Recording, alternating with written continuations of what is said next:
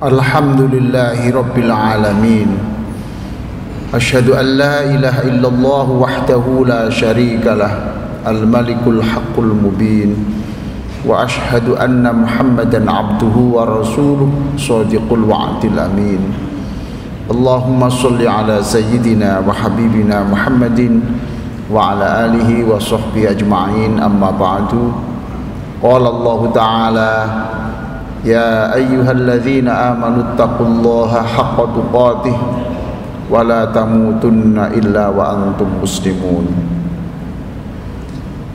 Jamaah salat Jumat di kantor Bapenda Jawa Timur yang sangat saya muliakan, yang saya doakan mudah-mudahan selalu dirahmati dan diampuni Allah Subhanahu wa taala. Alhamdulillah, para jamaah sekalian sudah hafal surah An-Nasr. Bismillahirrahmanirrahim. Idza jaa nasrullahi wal fath wa ra'aitan nasa yadkhuluna fi dinillahi afwaja fasabbih bihamdi rabbika wastaghfir innahu kana tawwaba. Kalau bapak-bapak membaca ayat ini, surat ini, perlu diingat bahwa surah ini turun untuk menceritakan tentang keberhasilan Rasulullah Shallallahu Alaihi Wasallam ketika bisa merebut kembali kota Makkah setelah ditinggal beberapa tahun di Madinah. Yang kedua, surah ini turun dan Rasulullah merasa bahwa tugasnya sudah selesai dan sebentar lagi beliau sudah kembali kepada Allah. Saya akan berbicara dalam 10 menit khutbah ini, bercerita tentang apa yang terjadi pada saat perebutan kembali kota Makkah itu. Kisah ini saya ambil dari dua buku yang menurut saya buku terbaik. Buku Sirah An-Nabawiyah karangan Profesor Dr. Ali Muhammad As-Shalabi dan Sirah An-Nabawiyah karangan Ibnu Hisham. Para jamaah sekalian, ketika Rasulullah memasuki Makkah, tentara Rasulullah sudah membuat daftar 12 orang yang akan diincar, semata-mata karena kejahatan mereka yang luar biasa, menyakiti Rasulullah dan orang-orang yang mengikuti Rasulullah. Satu di antara yang diincar itu adalah laki-laki yang bernama Ikrimah. Laki-laki tapi namanya seperti perempuan. Ikrimah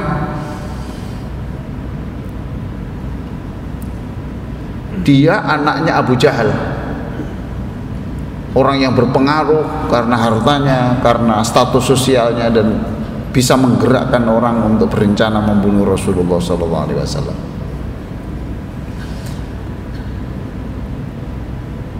Ketika dia mendengar bahwa Rasulullah memasuki Makkah dan dia termasuk salah satu yang diincar, dia larilah ke Yaman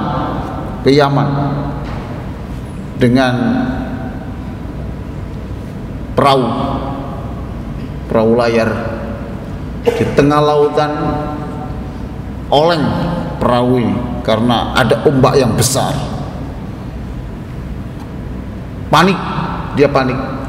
Lalu dia berkata, saya akan mencoba meminta tolong Tuhannya Muhammad yang sekarang ada di Mekah itu. Kalau nanti Tuhannya Muhammad bisa menolong saya tidak tenggelam di laut ini, saya akan percaya bahwa itu Tuhan yang benar. Kalau tidak, berarti Tuhannya tidak benar. Setelah berdoa, memanggil, wahai Tuhannya Nabi Muhammad, Tuhannya Muhammad, selamatkan saya. Setelah berdoa itu dengan kekuasaan Allah, perahu itu bergerak kembali dengan ombak itu sampai ke Jeddah. lalu berkesimpulan, berarti Tuhannya Muhammad itu Tuhan yang benar. Saya ingin ke Mekah untuk mencari Muhammad dan saya ingin masuk Islam, tapi apa yang harus saya lakukan? Sebab saya termasuk daftar yang diincar itu. Akhirnya istrinya meyakinkan, Mas, kalau memang sungguh-sungguh ingin ketemu Muhammad, nanti saya yang antarkan. Gitu. Saya yang mengantarkan. Kenapa? Saya tahu betul yang namanya Muhammad itu tidak seperti yang kamu pikirkan itu. Tidak punya perasaan balas dendam, itu tidak ada. Saya tahu betul. Kurang apa dulu? Ada wanita yang namanya Hindun itu. Itu wanita yang luar biasa bencinya kepada Rasulullah. Bahkan ketika paman Rasulullah itu wafat di medan perang Uhud itu, tidak puas melihat pamannya meninggal. Bahkan itu dibelah dadanya dan hatinya itu dikunyah sampai habis. Itu pun datang kepada Rasulullah dan Rasulullah menyatakan maaf, nanti saya yang mengantarkan.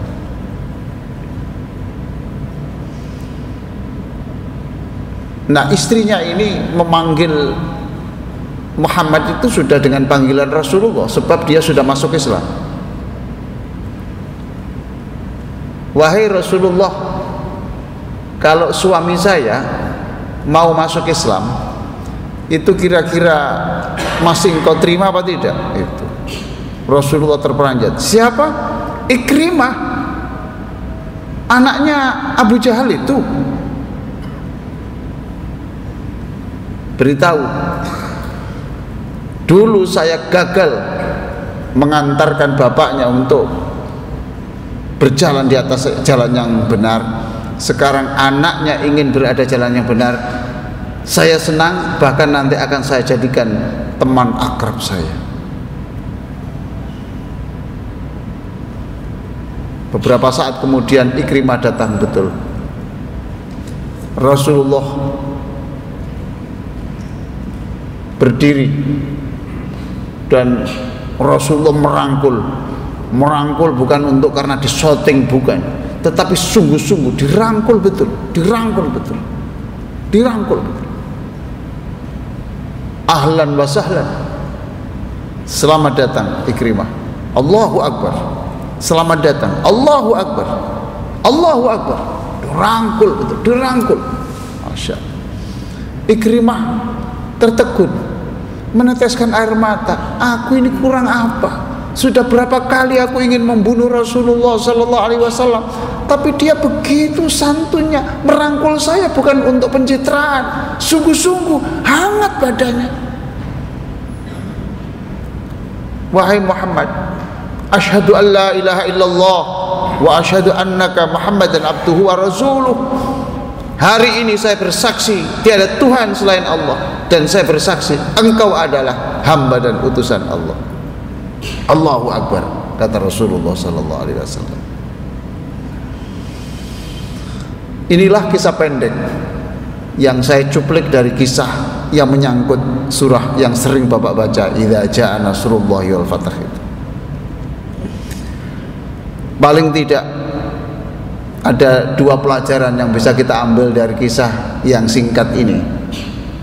Satu, hati manusia itu selalu berputar, kadang-kadang di atas, kadang di bawah.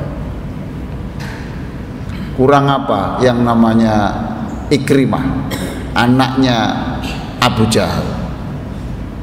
Kurang apa bencinya kepada Rasulullah Sallallahu Alaihi Wasallam? Tetapi begitu cepat dia berbalik menjadi orang yang mencintai Rasulullah. Hati orang itu selalu berganti-ganti. Pagi A, sore B, bisa saja paginya C, itu berganti-ganti. Oleh karena itu, kalau ada orang membenci Islam, mengolok-olok Islam, Jangan kemudian merespon dengan kebencian yang sama. Jangan membenci mereka. Apa susahnya Allah kemudian membalik hatinya? Apa susahnya Allah membalik hatinya? Maka responlah dengan rasa cinta, rangkullah mereka seperti Rasulullah merangkulnya itu. Yang kedua, Rasulullah mengajarkan berlapang dada, tidak hanya dengan ceramah, tetapi dengan praktek nyata. Akhlak Rasulullah itu ditampilkan bukan lewat kata-kata, tidak lewat retorika, tidak lewat ceramah, tidak lewat mimbar, tapi bukti nyata dalam kehidupan sehari-hari. Akhirnya sebagai penutup khutbah ini, benarlah firman Allah di dalam surat Al-Ahzab 21, laqad kana lakum fi rasulillahi uswatun hasanah liman kana yarjullaha wal yawmal akhir wa dzakarallaha katsira. Mudah-mudahan khutbah ini bermanfaat.